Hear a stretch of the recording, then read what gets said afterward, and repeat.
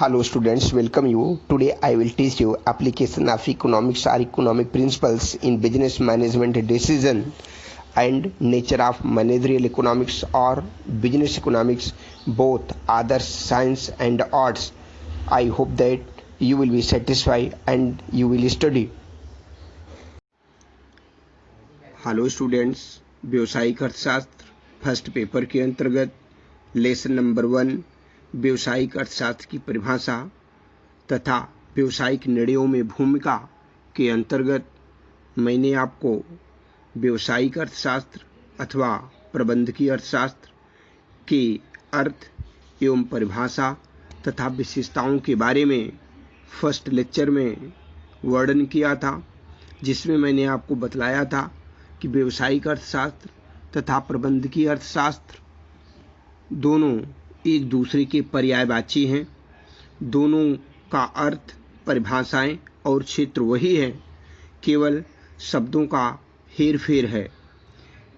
हमने आपको ये भी बतलाया था कि व्यावसायिक अर्थशास्त्र के अंतर्गत व्यावसायिक व्यवहारों एवं आर्थिक सिद्धांतों का एक ऐसा उद्देश्यपूर्ण एकीकरण है जिससे प्रबंधकों को निर्णय लेने तथा भावी योजनाएं बनाने में मदद मिलती हैं। इस प्रकार से हमने आपको ये बतलाया कि निर्णयों के लिए आर्थिक विश्लेषण के उपकरणों, सिद्धांतों एवं धारणाओं का व्यवहारिक प्रयोग किया जाता है। आज के लेक्चर में मैं आपको व्यावसायिक अर्थशास्त्र अथवा प्रबंधकीय अर्थशास्त्र का निर्णयों में क्या उपयोग है, उसका क्या महत्व है आदि का वर्णन तथा चर्चा करेंगे। प्रबंधकीय अर्थशास्त्र में व्यावसायिक फर्मों के कार्यों एवं घटनाओं के विश्लेषण तथा समस्याओं के समाधान के लिए अर्थशास्त्र के सिद्धांतों, धारणाओं एवं विश्लेषण की पद्धतियों का व्यापक प्रयोग किया जाता है। इसी कारण स्पेंसर तथा सीगलमैन ने इसे आर्थिक सिद्धांत का व्यावसायिक व्यवहार के साथ एकीकरण की संज्ञा दी है। अतः व्यावसायिक प्रबंध में अर्थशास्त्र अथवा आर्थिक सिद्धांतों के प्रयोग के प्रमुख पहलू निम्न हैं। व्यावसायिक प्रबंध में अर्थशास्त्र के सिद्धांतों के प्रयोग से व्यवसाय के आर्थिक संबंधों का अध्ययन किया जाता है। नंबर 1, व्यवसाय के आर्थिक संबंधों की जानकारी। व्यावसायिक प्रबंध में अर्थशास्त्र के सिद्धांतों के प्रयोग से व्यवसाय के आर्थिक संबंधों जैसे लागत और उत्पादन का संबंध, मूल्य एवं मांग का संबंध, उत्पादन का मूल्य से संबंध, मांग की लोच का आय से संबंध, मूल्य और स्थानापन्न वस्तुओं के मूल्य से संबंध, लागत, मूल्य एवं लाभ का संबंध आदि की जानकारी होने पर उचित निर्णयों में सुविधा रहती है। कहने का तात्पर्य यह है कि व्यावसायिक अर्थशास्त्र में हम अर्थशास्त्र के सिद्धांतों से संबंधित विभिन्न प्रकार के संबंधों का अध्ययन करते हैं। लागत और उत्पादन का संबंध एक दूसरे से मिलता जुलता है, क्योंकि उत्पादन करने में कितना खर्च होता है, कितनी लागत आती है तथा उसका कितना मूल्य निर्धारित किया जाए ताकि भावी निर्णय लेने में सुविधा मालूम हो। इसी प्रकार से मूल्य व मांग का संबंध, किसी वस्तु का कितना मूल्य है, उसका कितना मांग किया जाए। जैसा कि आपको पता है कि मूल्य में वृद्धि होने से मांग में कमी तथा मूल्य में कमी होने से मांग में वृद्धि होती है, जो एक दूसरे के विपरीत हैं। इस प्रकार से इसके संबंध में भी हमें निर्णय लेने में मदद मिलती है। उत्पादन का मूल्य से संबंध, अगर किसी वस्तुओं का उत्पादन किया जाता है तो उसका कितना मूल्य डिसाइड किया जाए। मांग की लोच का आय से संबंध, आय के बढ़ने से मांग में वृद्धि होती है तथा कुछ ऐसी वस्तुएं होती हैं जिनकी मांग पर कोई प्रभाव नहीं पड़ता। स्थानापन्न वस्तुओं से संबंध, एक वस्तु के स्थान पर दूसरी वस्तुओं का उपयोग करना, उसके मूल्य में वृद्धि या कमी होने से क्या प्रभाव पड़ता है, मूल्य एवं लाभ का संबंध, विभिन्न प्रकार की जानकारी होने के पश्चात ही हम उचित निर्णय ले पाते हैं, जो कि व्यवसायिक अथवा प्रबंध की अर्थशास्त्र में इन समस्त आर्थिक संबंधों की जानकारी होना बहुत ही आवश्यक है। नंबर 2, व्यवसायिक भविष्यवाणी एवं पूर्वानुमान। अर्थशास्त्र के नियमों एवं सिद्धांतों का उपयोग व्यवसायिक भविष्यवाणियों एवं पूर्वानुमानों में भी होता है। आर्थिक मात्राओं के संबंध में भविष्यवाणी करने हेतु भी आर्थिक नियमों की सहायता ली जाती है। प्रत्येक व्यवसाय में अनिश्चितता रहती है, अतः प्रबंधकों को पूर्वानुमान लगाना पड़ता है कि भावी मूल्य क्या होंगे, भावी बिक्री की क्या संभावना होगी, वस्तुओं की भावी लागत क्या होगी, भविष्य में लाभ की संभावना कैसी है। आर्थिक विश्लेषण के उपकरणों के प्रयोग से ही पूर्वानुमान एवं भविष्यवाणी संभव है, जो कि व्यवसायों के प्रबंध में बहुत ही महत्वपूर्ण है। कोई भी व्यवसाय हो, कोई भी उत्पादक अथवा फर्म उसके भविष्य के बारे में निर्णय लेने का काम करती है। भविष्य में किसी वस्तु की कितनी मांग होगी, उत्पादन की विशिष्ट मात्रा पर कितना लाभ प्राप्त होगा, व्यापार एक्सपोर्ट इंपोर्ट करने में कितनी पूंजी की आवश्यकता होगी, मजदूरी की कौन सी समस्याएं उत्पन्न हो सकती हैं, उन सब का व्यापार पर क्या प्रभाव पड़ेगा आदि के संबंध में निश्चय एवं निर्णय किया जाता है, ताकि इनके आधार पर भविष्य में उठाए जाने वाले कदमों पर विचार किया जा सके। नंबर 3, आर्थिक लागतों एवं लेखा लागतों की धारणाओं में समन्वय। व्यवसायिक प्रबंधकों के लिए आर्थिक लागतों की धारणाओं को बही खाता व लेखा लागतों में अंतर का समायोजन करना पड़ता है। लेखा लागतें वास्तविक भुगतान की लागतों से संबंधित होती हैं, जबकि अर्थशास्त्र में लागत की धारणा वास्तविक भुगतान की अपेक्षा अधिक व्यापक होती है। जैसे व्यापारी दूसरे की दुकान या मकान को किराए पर लेता है तो लेखा लागत में शामिल है, किंतु अगर वह अपनी ही दुकान या मकान में व्यापार स्थान रखता है तो यद्यपि उसे बही खाता या लेखा लागत नहीं चुकाना पड़ता, फिर भी अर्थशास्त्र की दृष्टिकोण से यह एक लागत है। अतः व्यवसाय के प्रबंध की निर्णयों में आर्थिक लागतों और लेखा लागतों के बीच अंतर का समायोजन करना पड़ता है, तभी लागत और लाभ संबंधी निर्णय सही बैठते हैं। यही नहीं, भावी नियोजन एवं निर्णय भी इन आर्थिक सिद्धांतों के परिप्रेक्ष्य में लिए जाते हैं। इस प्रकार से हम कह सकते हैं कि अर्थशास्त्र में इन लागतों के साथ साथ वास्तविक लागत की भी चर्चा होती है। और भी उदाहरण दिया जा सकता है, जैसे यदि कोई व्यापारी अपना व्यापार एक किराए के भवन में करता है और उसका किराया 100 रुपये देता है, तो उस लागत का लेखा बही खाते में दर्ज होगा। लेकिन यदि वह स्वयं के भवन में व्यापार करता है तो जैसा कि मैंने आपको बतलाया कि उसका जिक्र, उसका लिखित ब्यौरा बही खाते में दर्ज नहीं होता। इस प्रकार से अर्थशास्त्र में दोनों ही परिस्थितियों में लागत की गणना की जाती है। बही खाता संबंधी धारणाओं और अर्थशास्त्र संबंधी धारणाओं में समन्वय स्थापित किया जाता है। नंबर 4, व्यवसाय को प्रभावित करने वाली बाह्य परिस्थितियों का ज्ञान एवं प्रबंध की निर्णयों में समायोजन। आर्थिक सिद्धांतों के आधार पर ही व्यवसाय को प्रभावित करने वाली बाह्य परिस्थितियों का ज्ञान बाह्य परिस्थितियों का ज्ञान एवं प्रबंध की निर्णयों में समायोजन के आधार पर इसके दुष्प्रभावों से बचने तथा सुप्रभावों का लाभ कमाने की दृष्टि से अपने निर्णयों में आवश्यक समायोजन करता है। उदाहरण के लिए मौद्रिक नीति, राजकोषीय नीति, विदेशी व्यापार नीति, व्यापार चक्र, रोजगार एवं राष्ट्रीय आय में परिवर्तन, श्रम नीतियां एवं सरकार की व्यापारिक नीतियां,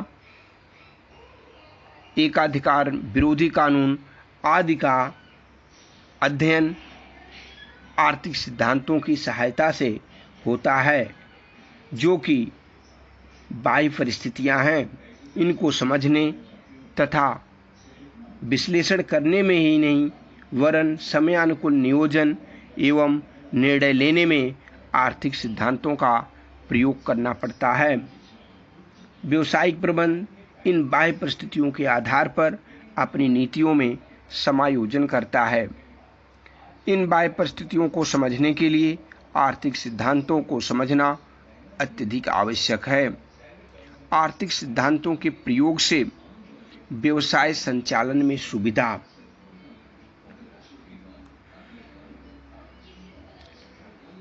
जैसा कि आपको पता है कि आर्थिक सिद्धांतों के उपयोग से ही यह निर्णय लिया जाता है कि व्यापार को किस प्रकार से संचालित किया जाए ताकि भविष्य में आने वाली किसी भी कठिनाई की संभावनाओं का अंत हो जाए। इस प्रबंध की अर्थशास्त्र के अंतर्गत आर्थिक सिद्धांतों के प्रयोग से विविध पूर्वानुमान लगाए जाते हैं, आर्थिक मात्राओं की भविष्यवाणी की जाती है। उनके आधार पर व्यावसायिक प्रबंध व्यवसाय के सफल संचालन के लिए उपलब्ध विकल्पों में से मितव्यतापूर्ण विकल्प को चुनता है, मूल्य लागत तथा पूंजी संबंधी निर्णय लेता है, जैसे मांग के पूर्वानुमान के बाद तदनुरूप पूर्ति के लिए उत्पादन की योजना बनाना, कच्चा माल खरीदना, उत्पादन करना तथा वितरण की व्यवस्था करना आदि कार्यों का संचालन सुविधाजनक हो जाता है। आर्थिक सिद्धांतों के व्यवहारिक प्रयोग की स्पष्ट सीमा। आर्थिक सिद्धांतों का अध्ययन करके यह ज्ञात किया जाता है कि वे व्यापार में व्यवहारिक रूप से कहाँ तक लागू होते हैं, क्योंकि अनेक आर्थिक सिद्धांत ऐसे होते हैं जो व्यापार में लागू नहीं होते। जैसे यदि यह कहा जाए कि दीर्घकाल में पूर्ण प्रतियोगिता में किसी वस्तु का मूल्य औसत लागत के बराबर होता है, किंतु व्यवहार में पूर्ण प्रतियोगिता का पाया जाना असंभव है। इसी प्रकार आर्थिक विश्लेषण में एक मान्यता यह भी है कि एक व्यावसायिक इकाई का उद्देश्य अधिकतम लाभ कमाना होता है, परंतु कुछ इकाइयां ऐसी भी हो सकती हैं जो कि विक्रय को अधिकतम करने का उद्देश्य अपने सामने रखती हैं। अतः यह स्पष्ट हो जाता है कि आर्थिक सिद्धांत व्यवहार में कहाँ तक लागू होते हैं। जैसे आर्थिक विश्लेषण में प्रत्येक उत्पादक या व्यवसायी अपने अपने लाभ को अधिकतम करने का मुख्य उद्देश्य रखता है, किंतु व्यवहार में आवश्यक ये नहीं है कि वह अपने उद्देश्य लाभ को अधिकतम करने का ही विचार छोड़ दे। अपनी वस्तु को बाजार में लोकप्रिय करने का हो सकता है, जानबूझकर के कम मूल्य में घाटा उठाने की प्रतियोगिता का मुकाबला करने की धुन हो सकती है। आर्थिक सिद्धांत में पूर्ण प्रतियोगिता की कल्पना करना व्यर्थ है, क्योंकि व्यवहार में पूर्ण प्रतियोगिता दृष्टिगोचर नहीं होती। प्रायः ऐसा प्रारंभ में व्यापार जमाने के उद्देश्य से किया जाता है और इस स्थिति में जानबूझ करके मूल्य को कम रखा जाता है, जिसके कारण उत्पादक को अधिकतम लाभ प्राप्त नहीं होता। व्यावसायिक अर्थशास्त्र की प्रकृति। व्यावसायिक अर्थशास्त्र अथवा प्रबंधकीय अर्थशास्त्र की प्रकृति के अंतर्गत ये व्यावसायिक अर्थशास्त्र एक आदर्श विज्ञान है अथवा कला है अथवा दोनों ही है, इसका अध्ययन हम करेंगे। प्रबंधकीय अर्थशास्त्र की विशेषताओं और व्यावसायिक प्रबंध में उसके उपयोग का विश्लेषण करने के पश्चात उसकी प्रकृति का अध्ययन करना, उसके बारे में ज्ञान प्राप्त करना अत्यधिक सरल हो जाता है। इसमें आर्थिक सिद्धांतों का व्यवहारिक उपयोग, प्रबंधकीय निर्णय, भावी नियोजन और समस्याओं के समाधान में किया जाता है। अतः हम कह सकते हैं कि इसमें कला और विज्ञान दोनों का ही एक आदर्श मिश्रण समाहित है। प्रबंधकीय अर्थशास्त्र की प्रवृत्ति ज्ञात करने के लिए यह जानना जरूरी है, आवश्यक है कि व्यावसायिक अर्थशास्त्र विज्ञान है या कला अथवा दोनों ही है। व्यावसायिक अर्थशास्त्र विज्ञान के रूप में क्रमबद्ध ज्ञान को विज्ञान कहा जाता है, जिसमें नियमों का प्रतिपादन होता है, नियमों की सत्यता की जांच होती है, भविष्यवाणियां की जा सकती हैं। इस दृष्टि से व्यावसायिक अर्थशास्त्र भी एक विज्ञान लगता है, क्योंकि इसके भी नियम एवं सिद्धांत वैसे ही होते हैं। इन सिद्धांतों की सत्यता की जांच की जा सकती है और क्रमबद्ध ज्ञान होने के साथ साथ इसमें भविष्यवाणी भी की जा सकती है। इन सिद्धांतों की सत्यता की खोज की जा सकती है और क्रमबद्ध ज्ञान होने के साथ ही साथ भविष्यवाणी के लिए भी उपयुक्त है। व्यावसायिक अर्थशास्त्र वास्तविक विज्ञान के रूप में व्यावसायिक अर्थशास्त्र अथवा प्रबंधकीय अर्थशास्त्र एक वास्तविक विज्ञान है। विज्ञान दो प्रकार का होता है, वास्तविक एवं आदर्श विज्ञान। आदर्श वास्तविक विज्ञान में वस्तु स्थिति का अध्ययन किया जाता है, अर्थात वास्तविक विज्ञान क्या है इसका अध्ययन किया जाता है। यदि इस दृष्टिकोण से व्यावसायिक अर्थशास्त्र को देखा जाए तो इसकी भी गणना वास्तविक विज्ञान की श्रेणी में होती है। व्यावसायिक अर्थशास्त्र के अंतर्गत किसी फर्म के उत्पादन की लागत, उसकी मांग, लाभदेय क्षमता तथा भविष्य में उन्नति की संभावनाओं आदि का क्रम से विश्लेषण किया जाता है। निष्कर्ष निकाला जाता है कि उस फर्म की वास्तविक आर्थिक स्थिति क्या है, क्या वह प्रतिस्पर्धा तथा अनिश्चितता के वातावरण में अपनी नियोजित पूंजी अपेक्षित लाभदेय क्षमता रखती है या नहीं, और ऐसा क्यों, व्हाट इज क्या है, इन सब का क्या है, क्यों है, कैसे है इत्यादि का पूरा समाधान व्यावसायिक अर्थशास्त्र के अंतर्गत किया जाता है। इसलिए हम कह सकते हैं कि व्यावसायिक अर्थशास्त्र एक वास्तविक विज्ञान है। व्यावसायिक अर्थशास्त्र आदर्श का एक अंग है। वास्तविक विज्ञान कारण एवं परिणाम की निरपेक्ष व्याख्या करता है क्या है, जबकि आदर्श विज्ञान क्या है और क्या होना चाहिए के बीच एक सेतुबंध का कार्य करता है, अर्थात पुल बांधने का कार्य करता है। इस दृष्टिकोण से प्रबंधकीय अर्थशास्त्र केवल व्यावसायिक फर्मों की क्रियाओं, घटनाओं एवं समस्याओं का न केवल सैद्धांतिक विश्लेषण करता है बल्कि उनके व्यवहारिक हल भी ढूंढता है।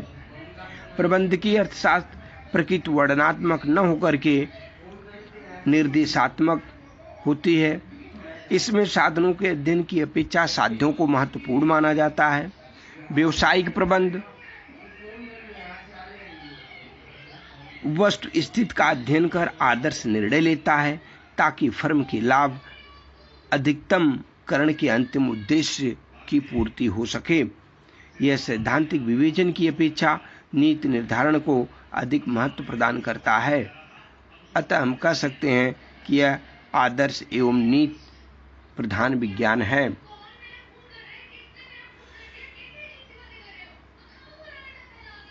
व्यावसायिक अर्थशास्त्र कला भी है। किसी भी कार्य को सर्वोत्तम ढंग से करने की क्रिया को कला कहा जाता है। इस दृष्टिकोण से हमें व्यावसायिक अर्थशास्त्र में कला के गुण दिखाई देते हैं। व्यावसायिक प्रबंधक फर्म का संचालन अनेक आंतरिक एवं साहस अनिश्चितताओं के बीच करता है। वह वैकल्पिक प्रयोग वाले सीमित साधनों में से केवल उन साधनों को चुनता है जो मितव्यतापूर्ण ही नहीं बल्कि परिस्थितियों के अनुकूल भी होते हैं। उत्पादन एवं वितरण की वैकल्पिक विधियों में से भी वह सर्वोत्तम चयन करता है। व अनिश्चितताओं और अस्थिरताओं के अथाह सागर को पार करने के लिए भावी नियोजन एवं उचित निर्णयों की प्रक्रिया का सृजन करता कलाकार है। जिससे व्यावसायिक अर्थशास्त्र के अंतर्गत यह कला तत्व ही प्रबंधक को अनिश्चित एवं प्रतिकूल परिस्थितियों में निर्णय लेने तथा भावी नियोजन के क्रियान्वयन में सहायता करता है। संस्था की लाभदेय क्षमता